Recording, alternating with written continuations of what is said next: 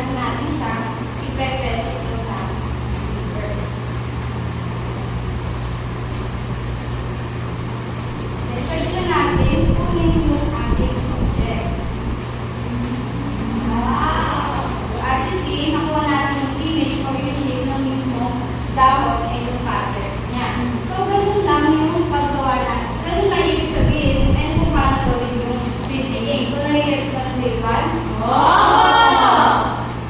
So, printmaking and yung example ng mga printmaking. So, meron different kinds of printmaking. So, first, we have nature prints, object prints, and stencil prints. But today, we're focusing on one kind of printmaking. And ito yung example niya. Ito yung sa nature, and then ito yung sa object, and ito yung sa stencil. Pero ngayon araw, focus tayo sa nature prints.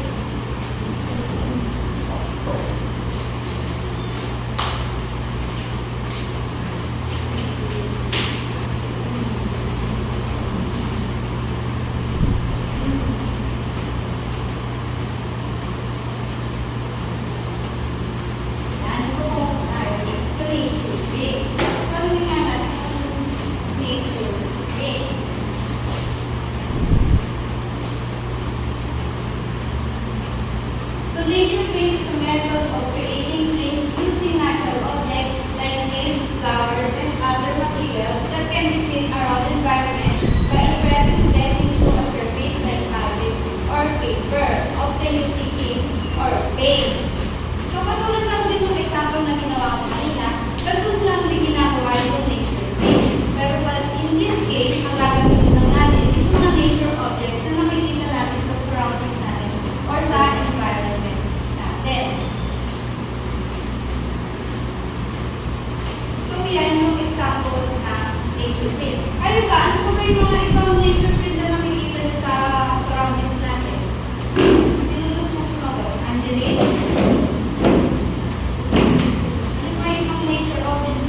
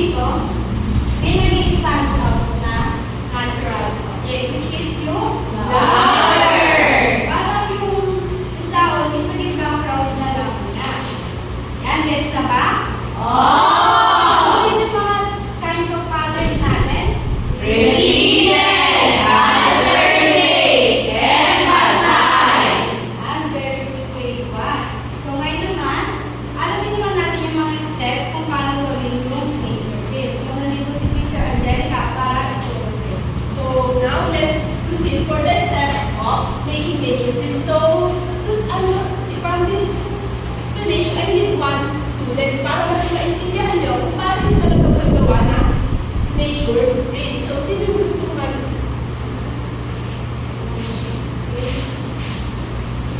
So now, let's proceed for the step 1. So, the step 1, pwede ba natin magbasa all together? Collect nature objects. Get some paint and paper and a brush or sponge. So, from our step 1, collect nature objects. So, kunyari, ito yung napiling i-collect ni Shaira. So, for the step 2, Apply paint of the nature objects. so, Shaira will apply the paint on the nature object.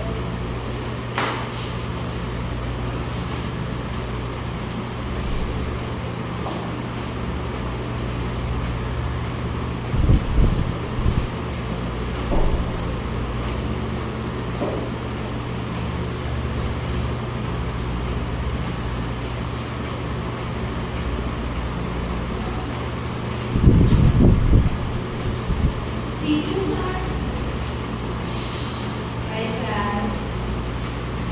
So, for the step 3, can you please read? Carefully place the paper. Piece of paper. Down on a piece of paper.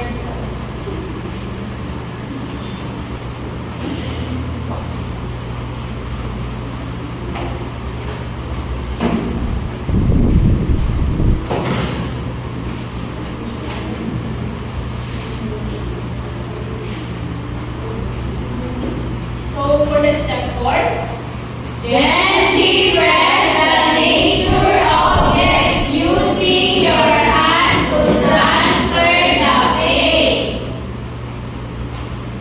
for the step 5, Slowly lift the nature object to reveal the nature paint.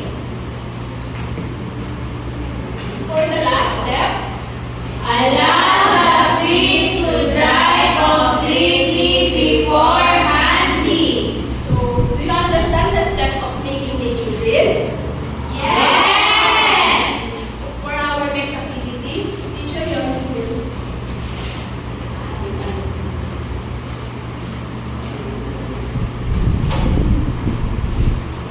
So, magkakaroon na tayo ng short activity, which is, alamin nyo lang kung nature object to or hindi. So, first, yung isla ba nature object ba siya or hindi? Nature object! What? Yung cellphone nature object ba siya? Hindi po! Ay, yung pencil? Hindi po! Ay, yung flowers? Oo! Yan, yung kahoy? Oo! Ay, leaves? Oo! Yan, very good. So, ngayon, may tanong muna sa teacher sa inyo. Kung gagawa kayo ng nature prints, ano yung nature object na napili nyo gamitin? At ano yung gagawin nyo sa nature object niya? Sige, gusto mo ba? Arnie? Ako po, flowers po kasi kung maganda po yung flowers pag ano po yung pattern niya. Okay, very good. So, sino pa gusto? Okay? Teacher, ako po yung sa ano po, okra. Kasi kung maganda po yung pinaka-shape, pinapakita po ng okra sa loob. Okay, very good. Sino pa? Isa pa? Sige nga. Teacher, ako din po, ano po, flower po yung gagamitin ko, tapos magkaano po, gagawin ko po yung emphasize po. Tapos lalagyan ko po siya ng mga magagandang background po. Okay, very good. Diba, kunyari, pinagawa ko kayo ng nature print. Kanina nyo naman ibibigay yung nature print nyo. And ano yung sasabihin nyo sa pag-ibigay nyo? Teacher, since okra po yung gagawin ko, sabihin ko sa kanya, O, sino pa? Si Grisel, flowers. Teacher, bibigay ko po sa mama ko para i-display po niya sa classroom niya. Okay. Sa classroom po. Alright. Teacher! Madami pa siya.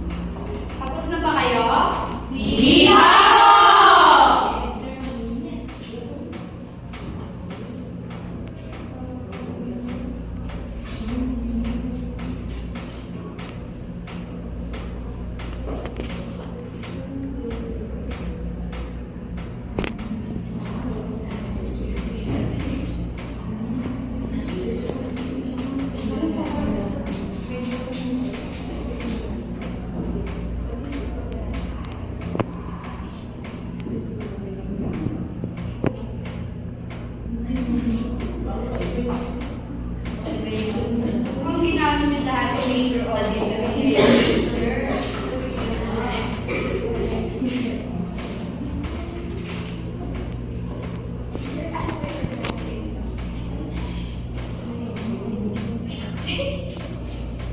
Teacher, sabi po ni Jenny lang pangit daw po. Huwag ka nang aaway ng kaklase.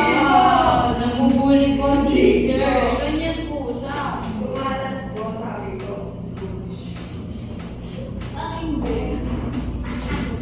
Teacher, si Aaron po dito tumutulong. Aaron, bakit naman di ka tumutulong sa mga kaklase? Tumutulong ko to, tinitignan ko nga po kanina para gagayahin ko. Ang gagaya po. Mali yung manggagaya. Ay dapat may sarili kayo. Snitch. Hindi namin bilang. Kung parang kumain. Si Crisel po, pangit daw sa kabila. Ay, teacher, wala po. Sinanay sa akin na maganda. Okay, Teacher, bakit daw po yung gumagawa sa kabila?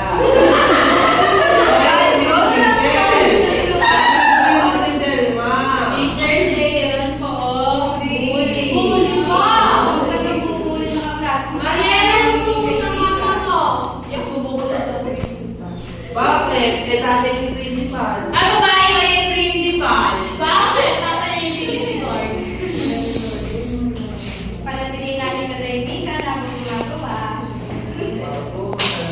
Kaya kayo si Aaron. Mahilig po si Aaron. Gusto po kami teacher. Teacher, tapos na po. Yan, susundin yung grupan. O sino yung gusto mag-represent sa ano? Crisel po. Ano yung ginawa mo dyan? Teacher, binigyan po namin ng emphasis po itong ano po, yung flower po na mga stem. Kasi po yung major object po namin is stem na malaki. Tapos po, ano po, yung ginamit po namin pattern is emphasize po. Tapos nilagyan po namin ng magagandang background po. Dahon po yan, saka flower. Yan, very good. Eh, ano may mga natural object na ginamit mo dyan? Flower po, stem, saka leaves. Yan, very good. Palakpakan mo yung group 1. Ano, yung group 2 naman. Sino yung mag-represent sa group 2? Kaya ako, teacher. Diba, mo ako ano yung ginawa nyo? Yung una po, gumamit po kami ng step o para po dun sa maglalagyan po ng ano, ng dahon sa kanong bulaklak. Then, gumamit po kami ng leaves sa kanong flowers. Tapos po yung mga duwi po na yan, talaga po kasama po yan. Para po panggulo lang po. Para po makita na, po, kahit magulo, may maganda po ano, bagay.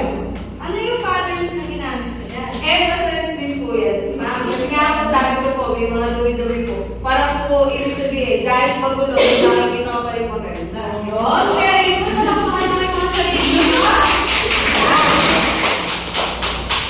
Ano yung mga kalat nyo? Okay na po. Yan. That's all for today. Goodbye and thank you, grade 1. Good!